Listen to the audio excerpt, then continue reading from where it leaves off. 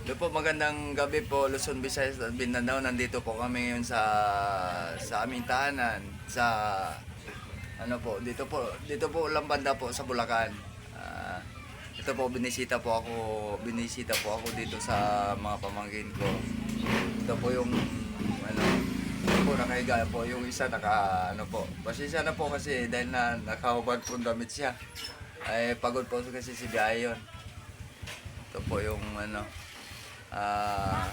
ngayon po, ito po yung namin dito. May kunting salo-salo kami po kasi dahil New Year po ngayon.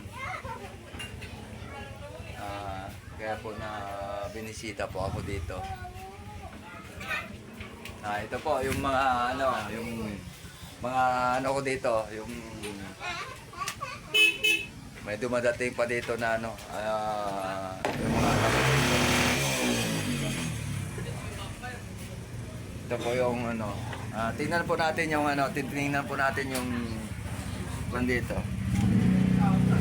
Tingnan po natin yung mga dito, yung mga dumadating.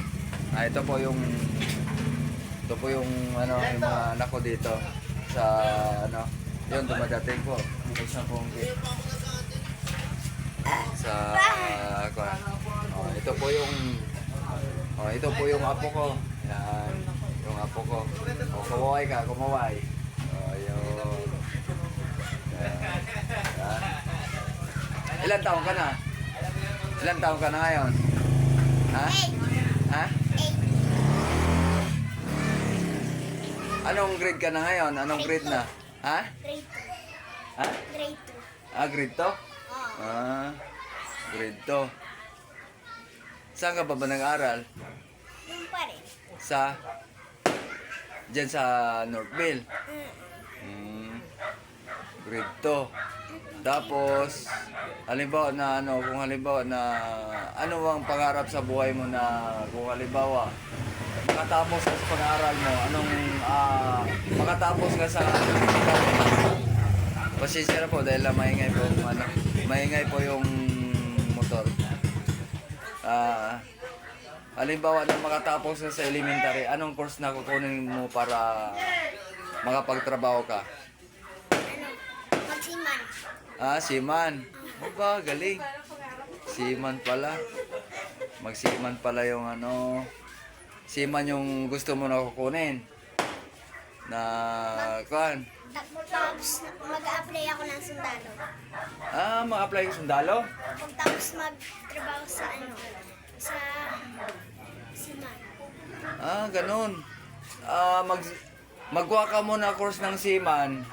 Tapos, mag-training ka rin ng sundalo. Galing. Oo. Kailan na maabot yung mga pangarap mo na yan dahil na ang kailangan talaga sa bata, kailangan may pangarap sa buhay. Halimbawa kung lumaki ka na, alam mo na dapat yung mga dapat mo gawin. Halimbawa, katulad na sa mga magulang mo o ganito yung sistema sa kailangan na makatulong ka sa mga magulang mo lalo na sa mama mo, no? Tulungan mo yung mama mo. Pag halimbawa na malaki ka na, halimbawa may trabaho ka na, makatulong ka sa mga magulang mo, no?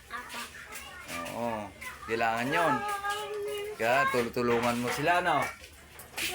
Lalo na yung mga kapatid mo. Ilang magkapatid kayo ngayon? Ilang magkapatid ba kayo? Ha? Kuya ko. Tapos, sino kuya? Kuya Andre tapos si Angie. Tapos si Andre ay si... Kapatid ba yan? Kapatid mo? Si Kuya Andre tapos si Angie tapos si Daga tapos si Ella. Tapos si Athena. Tapos si Daga. Si Daga ilang taon na yon? Ha? 7. Tapos ikaw, 8. Tapos yung bunso. Yung bunso, ha? 5. Ah, 5. Kaya pala na ano. Ayun, yung mga pangarap mo ngayon ay ano muna, mag-aaral ka muna, magpag-aaral ka ng, makapagtapos ka ng seaman, tapos maka oo. Tapos pagkatapos mo seaman, mag-apply ka na maging sundalo. Para ano, bet na yun ang naisipan na magsundalo ka. Na ano ba dapat ang kailangan na makatulong sa isang sundalo? Kasi gusto ko makatulong sa bansa. Yun. Tama. Gusto pala makatulong sa bansa. Tama po yun, tama. Tama po yung mga sinasabi sa bata na makatulong sa bansa natin. Sa ating bansang Pilipinas. Gagawa nila ako. Ano, kumain ka na ba? Ha? Ano? Nakakain ka na? Opo, o ano? Yun. Yan, kailangan yun. Kailangan yun sa, sa halimbawa, sa mga magulang. Kailangan yung gumagala ka, no? Ay, di. Ano ba pangalan papa mo? Ha? Ha? Ha? Ano pangalan papa mo? Ha? Dada? Dada lang pangalan.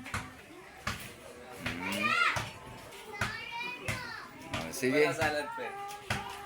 Sige, hanggang dito lang ang ano natin, ang mga katanungan ko sa iyo.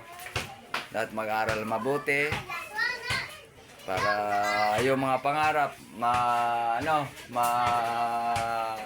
magawa mo, no?